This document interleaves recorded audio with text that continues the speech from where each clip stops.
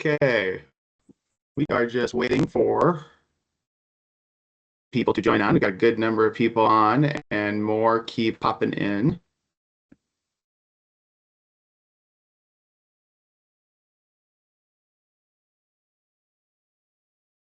Should we give it like a minute past, guys? Yeah, that sounds good. We just need some elevator music. I wish I had that talent to sing a tune right now, but I don't. I think people would sign off.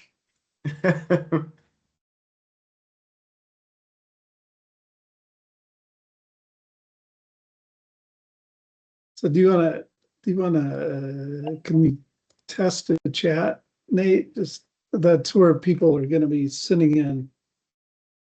Yeah, questions. does somebody mind writing in a Q&A?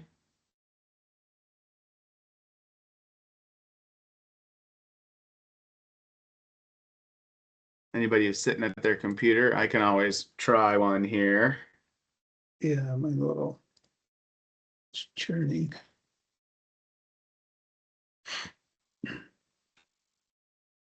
No, there we go. Hey, Ed Heath, I've seen it now.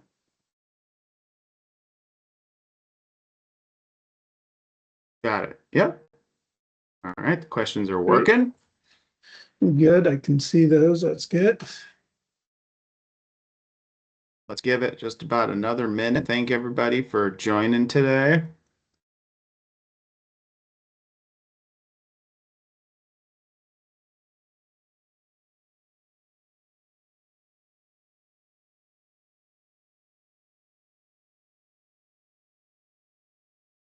All right, well, should we kick it off? Cool. Well, I want to welcome everybody to well, I suppose this is our Factor 7's first webinar, but hopefully one of what hopefully will be many. We have an amazing guest today discussing a very timely topic, so we'll get to that. Today's webinar will run roughly about an hour. At least that's what we have on the time. We're going to save a lot of time for Q&A at the end. And speaking of Q&A, what we're going to encourage everybody to do is write their question into the Q&A section over on the side of the screen. And you can write it in at any time, and we will address all of the questions at the end, all at once. And with that, I want to pass it over to Dan Sands, Factor 7's founder and managing director. Awesome. Thanks, Nate. I appreciate it. And Nate is one of the partners at Factor 7 as well. So thanks for getting this coordinated. And thanks for Heath for joining. So I'm a 7-time founder. I've launched over 30 technologies ranging from class 1 and class 2 devices in ortho, cardio, wound, spine, health tech, and more. So if you're a founder, early stage, I've been in your seat just a couple times and faced similar challenges of you. So one of the reasons I founded Factor 7 was to help companies accelerate achieving critical milestones. And now with 11 partners and over 400 trusted expert resources, Factor 7 really stands alone as a fully integrated agency, delivering expertise in capital readiness, information, product development, regulatory, quality, sales, marketing, and leadership, helping companies to scale quickly and efficiently across medtech verticals, such as orthopedics, cardio, wound, health tech, neuro, and more. We do this, we achieve exceptional results through a flexible fractional model, providing impact, executive, and hands-on operational support at a fraction of the time and cost of full-time overhead and burden. And that's why we can say trusted expertise, exceptional execution. So with that little brief advertisement out of the way, super excited to introduce Heath Naquin. He's a recognized expert in non-dilutive funding sources and has extensive experience in both private and public sectors. He, among other things that I won't get into now, is a Senior VP of Innovation and New Ventures of Science Center. We're thrilled to have Heath share insights on SBIR, reauthorization to help you better understand navigating these funding pathways, which has obviously been a significant source for a lot of companies. So with that, I'm going to pass it to Heath and thank him for, again, joining and let him introduce the topics and some of the outline of the topics we're talking. Outstanding. Dan, thank you very much for having me as always. Nate, thank you for hosting this and pulling this all together. For those in the room, do look forward to your questions. Please do that, or else this is going to get really boring because I'll have to change my 3-slide deck to the 180 slide deck. So hopefully we can avoid that. A little bit more on background. I'll have to do my obligatory commercial in a minute, but before we get to SBIR specifically. So for those of you that did not know, the Science Center as an organization is a life science focused organization based in West Philadelphia. We number 31 academic research partners from across the region that are within sort of our consortium model. We specifically focus on a variety of things, but probably most relevant to this is supporting life science, and in our context these days it's very much more med tech focused companies in basically helping them get ready to receive their first institutional capital, and that's through our flagship capital readiness program. In addition to that, we have a number of other services and offerings that we do. And one of those is helping develop strategy for non-dilutive funding and assisting with SBIR, et cetera. And then always great to partner with Factor 7. We've been long-term partners for a variety of things. So again, for those of you founders that are looking for some expert guidance, I'm not being paid for this, so I'll go ahead and give my endorsement. Definitely recommend y'all checking in with Factor 7 and Dan and crew. So with that, all that being said, I'll tell you before we get into the materials, we'll talk about a little bit about my SBIR experiences, I guess. So I've been involved in a number of ways with the SBIR program at the federal level since 2000. We're getting right at 20 years now, just shy of 20 years. I have been a reviewer a long-term reviewer for DOE, NIH, NSF, EPA, NASA. I just haven't done any DoD review. That's not really how they roll. So also related to SBIR, I've helped source, receive, manage, administer a number of those awards with either companies we worked with or groups. And on top of that, I spent the last year as a senior special advisor to the SBA Office of Investment and Innovation, which oversees, among other things, the SBIR program at a federal level. So it's deeply entrenched in things leading up to the shutdown, and also very involved in the reauthorization work that has been happening over the last effectively 6+ months. So before I get into what's been transpiring now and sort of the things to watch out for reset, I thought it's sort of level set for the group. I'm assuming if you logged on for SBIR, you sort of kind of know what it is. A lot of folks are like, great, free government money, awesome. There's no such thing as a free lunch. But this is a really good non-dilutive funding pathway for small business. Before we get into, and again, not trying to slide you guys to death, but I will put a couple reference points up. I want to sort of give you the top level overview of what SBIR is and isn't. So SBIR is a congressionally mandated program, Small Business Innovative Research, and they have a sister program called STTR, which is Small Business Technology Translational Research, which is very less used. Collectively, this is a set-aside budget for those agencies that have an extramural research budget of a certain amount. And that means if an agency is spending a certain amount of dollars outside of the agency, then they have to hold a certain component or certain percentage out for SBIR specifically. This number, the percentage number tweaks a little bit every once in a while, but effectively what that means is of the 11 agencies that do have some form of SBIR program, roughly about $4 billion or a little more than that annually is allocated to the SBIR world. From there, and remember I mentioned 11 agencies, I like to make sure that everybody sort of understands this distinction and can get more into this in Q&A.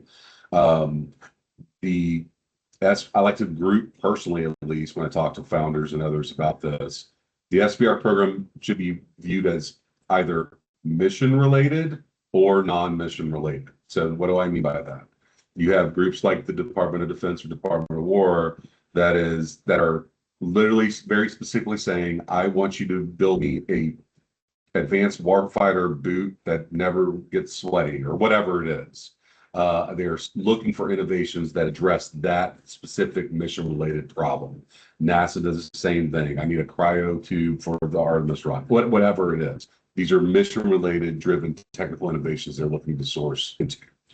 There are non-mission related areas, so that's like NIH. While they worry about disease areas, they're not trying to tell you what specifically. They're saying come up with cool stuff that addresses Alzheimer's, or what's the cutting edge thing for cancer, or whatever it may be. NSF's like do cool science, right? I mean, and so that's where the mission or non-mission comes in. And when you think about irrespective of what's happened recently, your SBIR strategy, you need to be thinking about where you fit. If you have an innovations that fit within mission or non-mission, and sometimes it can be both. And oftentimes there's a strategy for trying to approach both, but that is something to be aware of. There are when I think at least about SBIR, there's probably we'll call them the 5 big offenders where the biggest buckets of money exist. DoD, Department of War, because it is a percentage-based formula, is obviously the largest, followed very closely by, not very closely actually, followed by NIH. Right underneath that is NSF, and DOE, which are roughly the same. Then you have NASA. And so those are the sort of 5 agencies that tend to make a fair amount of SBIR awards and significant dollar amounts. And they are increasingly, especially today, innovating around those models because of the reauthorization language. So that's just something to bear in mind. So I'm going to pause there before I get into what's transpired over the last 6 months. So I will sort of walk you through like how did we get here, what happened, and what have you. But are there any questions from the audience thus far on this basic setup? I don't see anything. Go Okay. to the Q&A and enter any questions. No, as I'm we go, looking. and Yeah, please put stuff in the Q&A. We'll be monitoring that. NATO tell us stuff, that sort of thing. Anyway, so continuing with programmatic structure, if you will, the SBIR dollars are, if a company is approaching, and actually before we get into that, SBIR dollars are broken up by phases. Phases are an interesting concept in federal language that it's not just an award designation, it actually becomes a company designation overall. Once you receive a phase 1 award, you're designated as a phase 1 SBIR awardee, which we can talk more about what that means here in a minute. You must get a phase 1 to be able to apply for a phase 2. That you can't just, well, there's certain ways to fast track that, but you have to go through that cycle. There's what's called phase 3, or historically it's been called phase 3, and that is at that point an acquisition vehicle for an agency, less a grant award thing. And we can talk more about what that really means a little later as we move through that. If you just to level set on dollar figures, I'm gonna have a slide in a minute. I'll sort of show roughly what things are, but generally phase 1 is these days roughly around 300K. That is intended to cover a period of work from 6 to 12 months. There's some flex between agencies. Each agency does things a little bit different. So as I talk about things, I'm either going to be macro or we're going to get specific by agency. And I can do both. So this is where some of your questions may come in. Secondly, phase 2 usually falls within roughly $1 million to $1.5 million, and that's intended to cover a 2-year period usually. And then there are extras that go alongside of that. A couple of extra programs that are out there. NSF, for example, has a phase 2B, which is if you get a phase 2 award and you receive private investment from investors, what have you, they will match. Historically, they have matched that basically 50 cents on the dollar. So for every dollar of private money you bring in from, say, investment, what have you, you can get another 50 cents from NSF, and that's more non-dilutive funding for you. And then we'll get more into some of the changes that may have happened along the way on.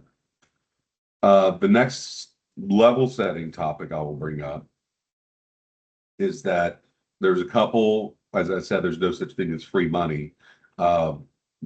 These funds are non-dilutive, meaning they are not to date asking for any level of equity or anything like that. It is to date issued as a grant, or in some cases, there's talk about moving to an OT or other transaction vehicle to move this money, which is more of a federal contracting term versus something you need to be worried about per se, at least right now, not now, but it's important to be aware of that. The part of all of this that you need to be aware of is one, it has to go to a small business concern as defined by effectively the SBA, because that's the threshold for what that is. So there's a certain, it's 500 employees or less, usually the dollar figure for money, I don't remember right now because they just changed it, but it's on the order. It seems pretty large, but it's no multi-billion-dollar company can be eligible for this type of stuff, and it can't be a 1,000-person company applying for it either. There is and this is becoming increasingly important, is that there is a 51% mandated ownership of the small business concern by U.S. related concerns in some way. So whether it be venture funds, individuals, founders, at least 51%, or that doesn't even work, right? We're going to get very specifically into foreign involvement here in some of the slides I have, but that's a basic bare minimum requirement. The funds should be generally used to conduct the innovative research that the company is proposing. So again, this gets a little agency dependent, and so I often find it's better to have discussion around the agency, how each agency sort of approves this. But for example, NSF would be very focused on, okay, you as a business want to, I'm making this up, want to make a life science related digital health app that's brand spanking new, never been done before. You have a critical research proof of concept step you need to do to show that you can build the infrastructure that allows to, say, work with a hospital system or whatever it may be. And it hasn't really been tried before. They're looking for new solutions, new stuff, right? So that becomes an important thing for companies looking to attract this kind of funding. And again, each agency is slightly different, but it's something to bear in mind. Secondly, they don't like, generally almost none of the agencies like funding Me Too stuff. If it's already on the market, already being sold, it's off and going. That this is not scale capital. This is intended to be essentially first in pre-seed proof of concept money, at least at the phase 1 level. So just bear that in mind overall. As I mentioned, generally, although this is shifting slightly, SBIR funds cannot be used to fund commercial operations. There are ways around some of that, and there are supplemental funds tied to SBIR awards that can pay for more commercial support type things. Like, for example, intellectual property becomes a deal. You can't spend Fed dollars for patent prosecution, but they do have supplemental pots that, if authorized, could be used for those types of activities. So that's my next sort of overview check-in point. Everybody good so far? Any questions? Any crazy myths that have happened so far, or anything in the chat in the Q&A that somebody wants to bring up? I will give it a full awkward 30 seconds while we wait to see if there's anything there. So otherwise, if I just talk for hours, it's going to be really boring for everybody. While we're waiting on that, Heath, what in the next topic area, what are you gonna lean into next? Yep. I did see Eric raise his hand. Eric, if you wanted to, can he come off of mute? Nate? I think go into the Q&A and type in your question. Yeah, the chat is disabled. You can't put it into the chat, Alex. It needs to go to Yeah, there you the go, Q&A Alex. button. Yeah, I see it, Alex. I see type chat is disabled by somebody, but Yep. So type whatever question you have in there. We will see if Nate is able to get Eric, if you're off question, but if you want to put whatever your Q&A question was into the chat, that would be great. So the next part of the next thing while we go through this is that we want to sort of talk about what happened over the last, basically at this point, 9 months, and where the big upheaval sort of occurred. So the program's been around, I believe, like 43 years at this point. It was, and it's continued to move and work. There are a number.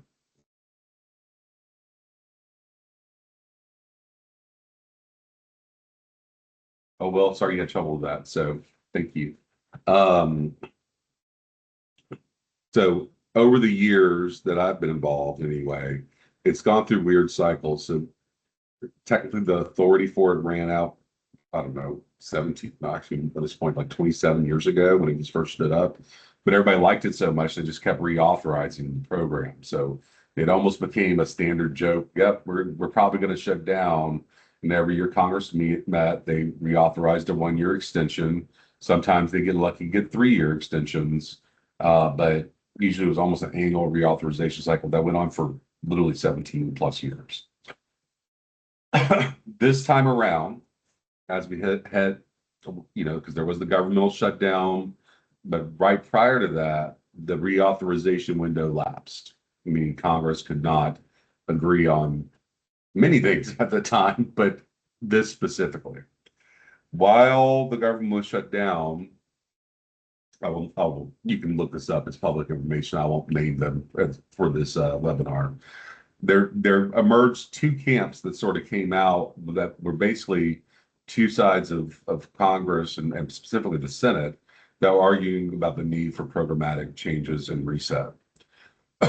There's arguments about what are called MAWs or mega award winners, and you may have heard the term SBIR mills, where these are companies that are literally just submitting for phase 1, phase 2s, but they never commercialize anything, and looking to rejigger the rules around that so that you couldn't have companies abuse the process when the intent is to create new stuff that actually hits the market. And you were seeing some abuse, bluntly, of that system with these malls or SBR mills.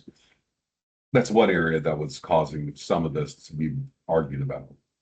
The other area, this becomes real important in the new reauthorization, was the foreign involvement side. So in fact, as I understand it, there was an SBR company that was funded out of one of the agencies that literally the technology that was being developed, there was a foreign country involvement, and that IP and technology was stolen. So there was a big uproar, like, wait a minute, we're funding stuff for U.S.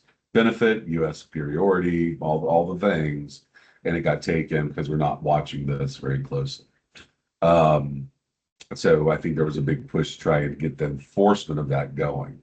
And I think it sort of took, bluntly, from my perspective, it sort of took a life of its own. I have certainly been involved for a long time. I am the first one to say that there are improvements that could have happened to the program.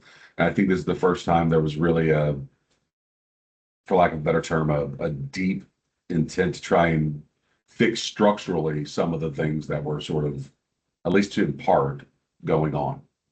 So that led us to March-ish when we finally got the Senate, the two sides of the Senate camp to sort of kind of agree. And then, you know, it has to go through Senate, and it has to go through the House. The House had to argue about it again, even though they argued about it before. This gets us to April 3rd, when it finally was passed by both houses, and then it got sent to the president's desk, which it took about 10 days to formally present it for signing, because that was the legislative milestone. And there was talk about even vetoing it then, because not everybody wasn't totally happy, but they went ahead and reauthorized it. So that's sort of how we got into that. Now, a couple of key things, and I'm going to put my first slide up in a minute. Bear in mind that roughly $4 billion plus was authorized as a percentage of agency budgets in the eventual budget that was passed for fiscal year 26, which started from a federal government clock perspective back in, well, October, whenever things reopened. None of that money has been able to move for the last 6-7 months. Those that were in between a phase 1 to phase 2 award, they got put on pause, meaning they finished their phase 1, but they wanted to submit their phase 2. They weren't able to submit at a time because everything was shut down. Reviews were not able to happen because the agency was not reauthorized, or the program wasn't reauthorized, so agencies could not legally work on any applications that may have been sitting or had been submitted in former things. Agencies had to take down their existing application window, so that creates confusion as well. And that's sort of where we got to being sort of reopened technically April 13th. So with that, that's sort of how we got to things today. I'm going to hope that maybe there's a question, but maybe not. We will see. Before I go on, I'll give everybody an opportunity to attempt to post a question in the Q&A. But hopefully there will be a few questions coming in. And seeing none, I will continue. So what happened, right? So ultimately, these are the things you really need to know about. So good news is, even though it took a while, the program has been reauthorized for a 5-year period through FY 2031. Remember what I said before? What's Hey, that? Heath, one question. Are the NOFOs completely gone? I haven't. Yes and no, Will, and I'll get back to you about that in just 1 second. But Okay. that's a great question. For those of you that don't know, NOFOs are notice of funding opportunities. There's a couple different mechanisms, but I'm assuming, Will, you're probably asking about the NIH NOFOs, but we'll get into that in just a moment. So on the SBIR, STTR reauthorized part, I think it's very positive that we are reauthorized for a 5-year period versus have to argue about it on an annual basis, even though it sort of sucked bluntly for the last 7 months. Now, with all that, the key shifts that came through in all this negotiation. One, agencies are being directed, and this is always sort of in law, but was never really enforced that much, that they have a 90-day award mandate from proposal receipt. Meaning they are supposed to, by the time when they receive your proposal, you should get a notice or notification of the decision on that award within 90 days. That has not historically been the case. For those of you that have dealt with NIH historically, it has been, well, we have to do panel review. That panel review takes 3 to 6 months before we can even get to decision. So that what used to be more like a 6 to 9 month cycle before submission to time you find out something, which candidly, I mean, we'll see how this pans out, but putting this sort of hard 90-day line I think is a good thing. And now it is forcing some of the agencies to innovate very, very quickly inside their existing processes, which we can talk about more, but that is one of the big shifts. 2, there is a new designation called the Strategic Breakthrough Award, up to $30 million, and it does require a match of 100% from other sources. This could be a combination of other government funds or private money. It just can't all come from SBIR pot. Important distinction, the Strategic Breakthrough Awards, quote unquote, are technically a phase 2 supplemental vehicle that agencies could offer. Now, before everybody gets too excited, they're going to submit to NIH a $30 million award. I want to put that in perspective for a minute. Couple things. One, legislatively, this strategic breakthrough award capability at an agency is only authorized for agencies that have an annual SBIR budget of in excess of $100 million. That only leaves about 5. And that's the 5 I told you about: NASA, DOE, NSF, NIH, and DoD. When you start talking about, that does not mean they have to issue said award. It just means they can, should they choose to. When you look at an agency like, say, NSF, whose whole annual budget of SBIR dollars is roughly 250 to 300 million, depending on the year and percentages and whatnot. If they are sitting here looking at, because they're supposed to be maximizing return and trying to get return from getting more technology done, what have you.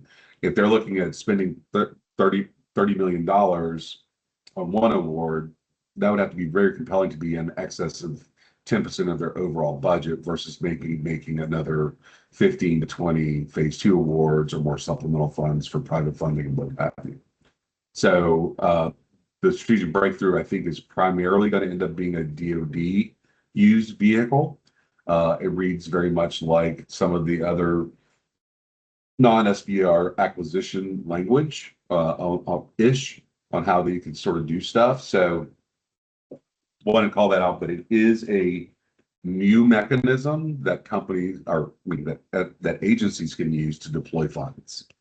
There is the big thing, especially for those looking at NIH and others, is the front end foreign due diligence side of things.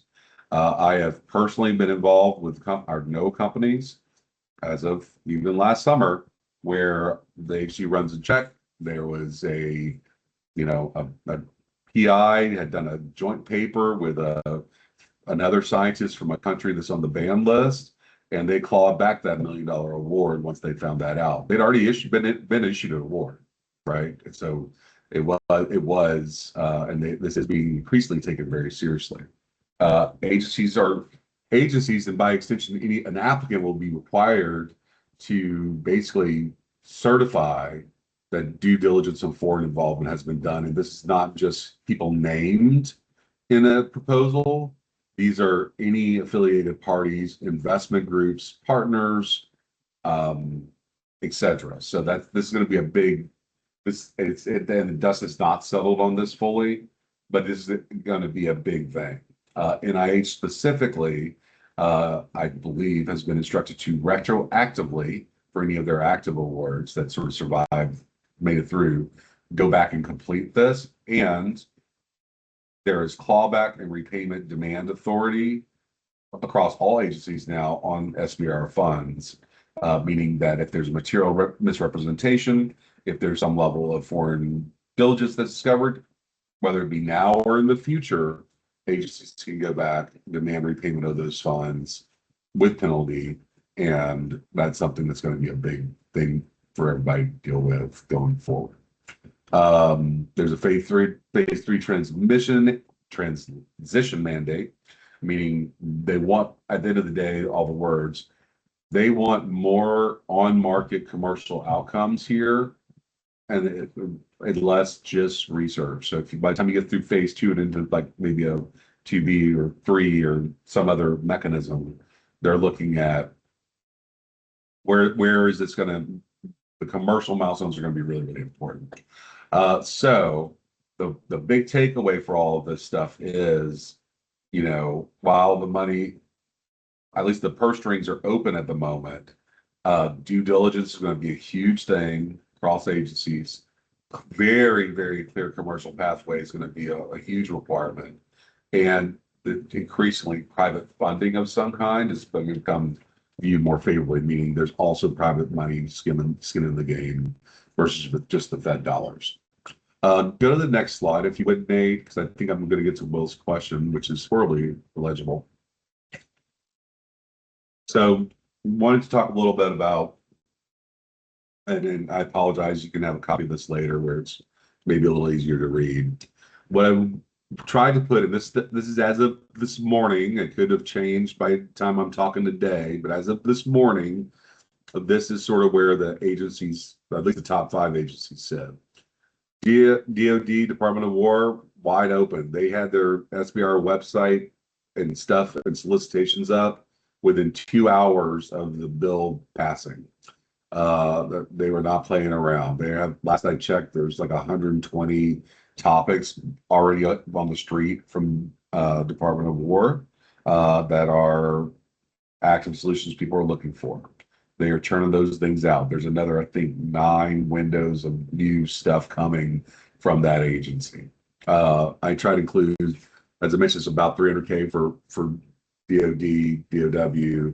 Their phase 1 cap's about 323. Phase 2 is about 2 million. They can do strategic breakthrough. There are additional extra programs like the ART program. There's some sole source stuff. There's a direct to phase 2, meaning you're basically at your phase 1 and phase 2 work at the same time. There's a couple of other mechanisms within that. For those of you, so I'm assuming most of this is med tech, this is a big bucket for dual use defense. The next thing is probably, and Rhonda, I'm happy to get to that in just a moment. Absolutely, these be 1 minute, ma'am. The next thing is NIH, and I think this is getting to your question, Will. And they have, I put the dollar figures there too. They do have their own commercialization readiness program. There's a Catalyze Award. There's other TABA or Technical and Business Assistance funds available that get into some of the commercialization aspects I talked about. There are no NOFOs open for NIH SBIR at the moment. There has been a mostly public commitment that by June 1, they will have those back up with submission receipt date by September 5th, which in this year will become September 8th. That would essentially reopen the window, which I hope I answered your question on the NOFO side. NSF is another one that is sort of reopening. They have a slightly different process, which may change. But for NSF, they're requiring you to do a project pitch first, meaning you have to pitch directly to a program officer who then decides whether you will be invited to apply to do a proposal or not. As of right now, there's not an open project pitch component to this that NSF anyway has open. They are currently processing the project pitch folks from basically last year, and started to route them through figuring out what they're being invited to apply or not, and whether they can submit a proposal or not. We're anticipating that sometime this month, maybe by June as well, that NSF will reopen the project pitch component, which would be the first step for getting into that sort of cycle overall. DOE, it's active and they're starting to push some of their stuff out there. They are trying to very much follow a DOD, DOW type SBIR model, and they're completely rejiggering and reorging how that office is doing things. The dust has not settled there yet from last I heard. So there still will likely be some more changes before there's movement within DOE, but that's something to be aware of if you're in the energy sector. For MedTech, it's not really going to matter that much. For NASA, they opened up almost right after DOD, DOW. So that's something that, those are both wide open for business. So with that, I think that, and our other agencies are sort of different, but I think this is a good starting off point. Any questions on this stuff? And then while people are thinking, I'm going to try and answer Rhonda's question. So for those that haven't seen it, Rhonda Wallen had asked any indication of the level of existing financing, i.e. committed capital, that a small business needs to have in the bank. And is this when submitting or prior to receiving the money if awarded? And Rhonda, happy to have a further conversation, but I'm going to layer a few assumptions in with what I'm going to say next. SBIR program does not require you to have a minimum level of capital in the bank. They do require you to be formally a small business concern. So I mean, you legally have to have created a business entity. Now you could have $1,000 in the bank. You could have, well, I think it's not ridiculous. You could have a couple $1,000,000 in the bank. That is not necessarily a direct concern. Excuse me. And nor does it negate your ability to receive an SBIR award. I know of several companies that had not raised $1 and were barely able to incorporate that have received SBIR dollars and then gone on to grow and do great stuff. So there's not a minimum amount of capital necessary for the small business itself to be eligible for money. That said, if you were submitting and saying, we're going to need $20 million to build this tech out, and you are getting a phase 1 award, and that's 300-ish K, there's going to be a question at least of like, well, where's the rest of the money coming from? So that gets a little bit more into your strategy about applying versus, whether you're eligible to apply or not. But at the end of the day, there's no requirement for a certain amount of committed capital over there. So that hopefully, Rhonda, I answered your question. Will, as far as you're working, I'm assuming you have done the project pitch already and they have asked you to do a resub for July based on your previous project pitch. If that is the case, you should not be having to do your project pitch again because they're working through the backlog. So hopefully that answers your question. But if they do that, I'd love to hear about it. But I'm meeting with those folks next week. So last I heard, that is not going to be the case for you. I think it's important to know. Yes, sir. A question for you, like between NIH, NSF, the scheduling of when and what types of technologies is there a preference of technologies they're looking to put money in? How would you go about finding out if, based on your technology, what are the odds? And what are things that you can do to help increase your odds of getting funded? Right. So let's say with NSF and NIH, who aren't necessarily prescribing a certain technology, they're looking for so NIH is going to look for ways to address a disease state or medical health problem in some way. That is anything NIH touches, which is pretty broad. They issue either NOFOs or their BAA, which is a broad agency announcement.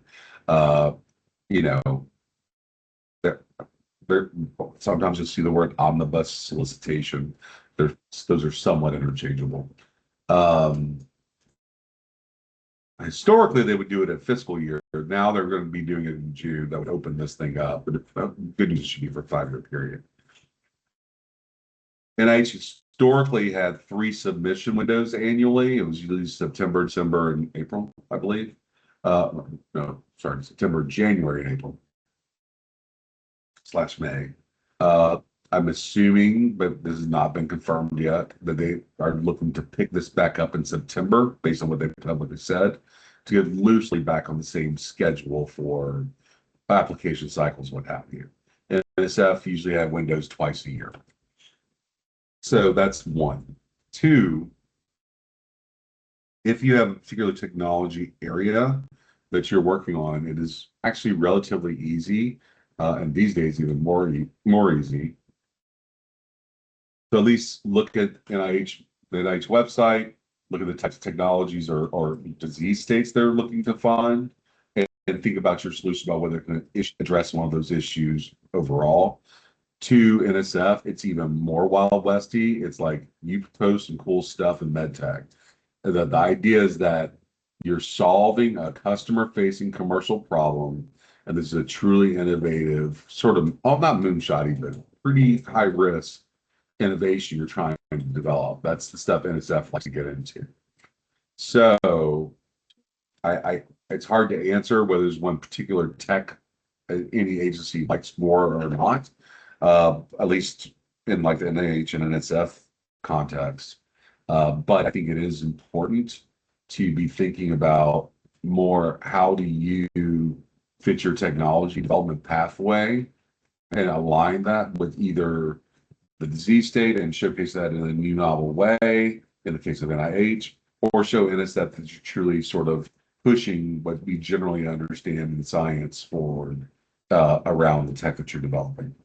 So that's my best answer on that front.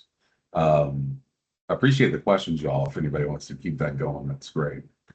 I'll go to the last slide while we're waiting. And then this is something that I think might be useful for everybody to just sort of see. And I typically, this is almost a collection of resources for you all. So the entry gate for these agencies, how do you sort of get into the mix? And then Dan, you had asked about likelihood of success. For NSF, they start with what they call a project pitch, which I mentioned before. It's a pretty low barrier, couple page thing that you're sending over. That gets reviewed, and it's sort of a one-on-one between you and the program officer at NSF. And then you would be applied and potentially invited to apply. The application happens. They do bring external reviewers like myself in to review batches to give the agencies more insight into things. At least NSF does. Actually, most agencies do. So, excuse me, at that point, you invite apply in the new world order, so to speak. 9 days later, you would find out, and then away you go. Might take you another couple weeks to get the award documentation, get set up in the system, etc. DoD is very different. It's very program officer driven because they are asking for very specific things. So in that case, your entry rate's really talking to a program director there, a program officer, and saying, I saw what you had out there. This is the solution I have. I think it will fit. Should I apply? Like literally, you should be having conversations like that with DoD folks. NIH, these are the usual windows that were there. DOE is currently still having an application cycle, but they're moving more DoD-like. And then NASA, they have their broad agency stuff saying these are things we're looking for. These are all publicly available things, so you can find that online very easily. That's the entryway. Phase 1's all about feasibility. Phase 2 is all about prototype development, basically building something to prove that it exists. I included a list of some of the other things you might hear about. There's the direct phase 2, the fast track, which is basically combined phase 1, phase 2 application. Phase 3, so breakthrough, what have you. The 90-day mandate applies at every stage. It used to be an agency discretion, so that is no longer the case. So that's actually, I think, a positive shift overall.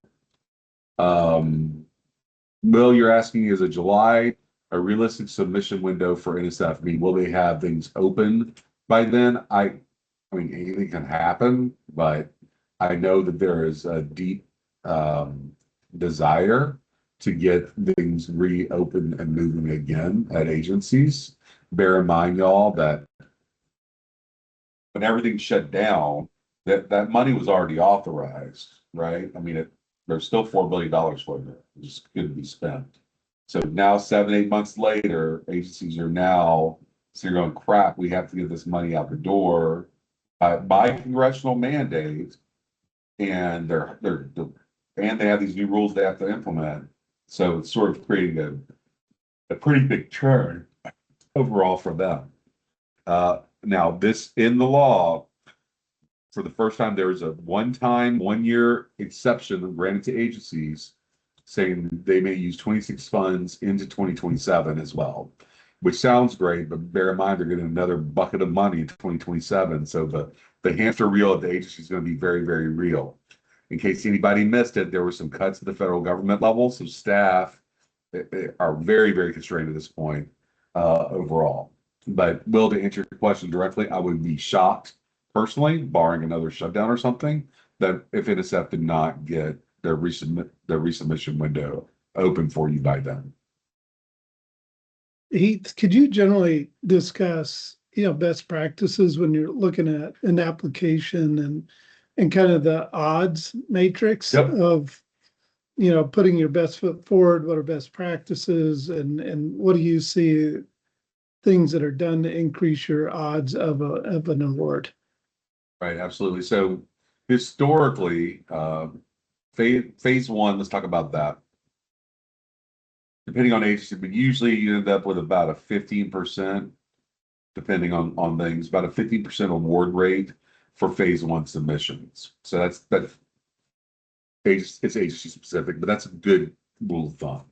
1.5, 15? 0.15 is the Gotcha. normal. Yep.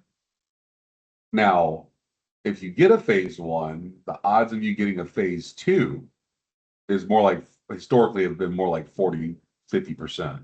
So that Okay. makes some sense. You prove visibility.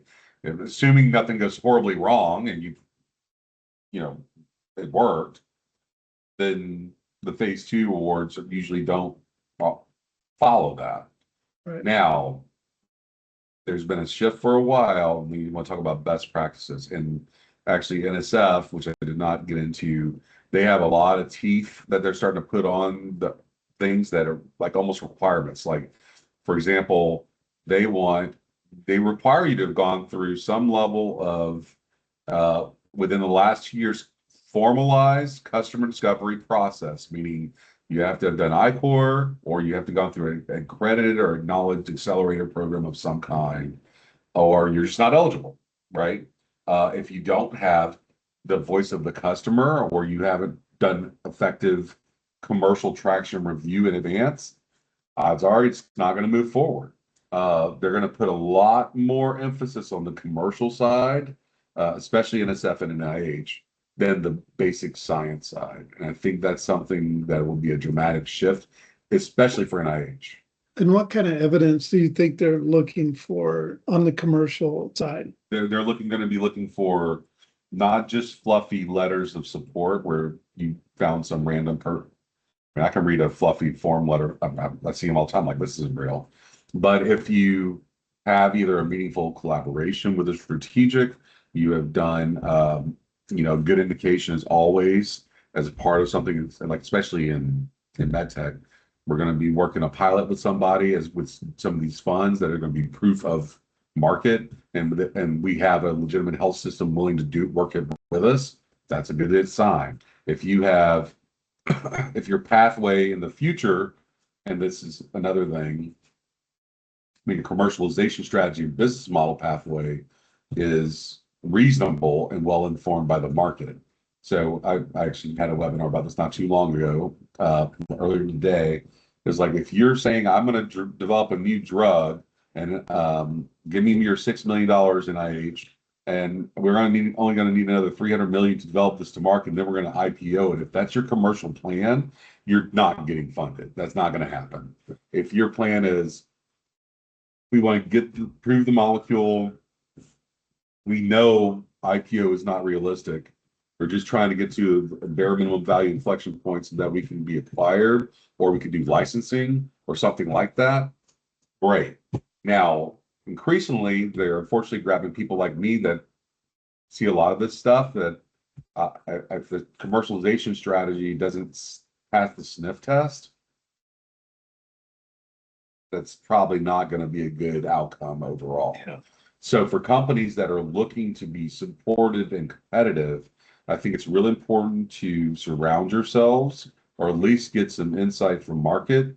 Whether you do it, you bring somebody in on your team to do it, doesn't really matter, but make sure you have that buttoned up.